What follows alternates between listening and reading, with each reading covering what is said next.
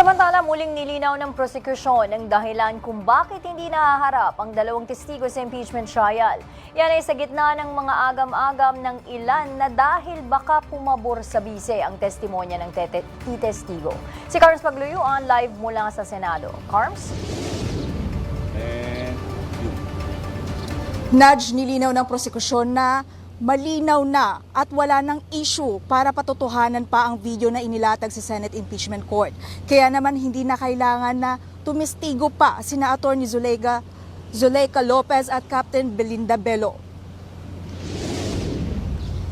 Maring iginiit ng prosekusyon ang tatlong dahilan kung bakit hindi na kinakailangan tumistigo sina Atty. Zuleika Lopez at Captain Belinda Bello.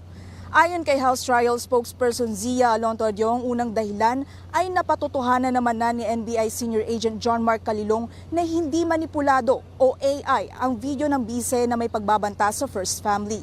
Pangalawa, naipaliwanag na ni NBI BARM Regional Director Attorney Jeremy Lotok ang proseso sa pag-authenticate ng video. At pangatlo, nais nilang mas mapakinabangan ng husto ang oras habang hindi sinasayang ang oras ng senator judges at ng publiko. Samantala, ibinahagi ng prosekusyon na magkakaroon ng oral arguments patungkol sa BIR box mamayang hapon. Bawat kampo ay maghahain ng kanilang argumento. Sila ay bibigyan ng tig-5 minuto para sa kanilang presentasyon at 10 minuto para sa rebuttal. Naglaan rin nila ng oras para sa mga katanungan ng senator judges para sa bawat panig.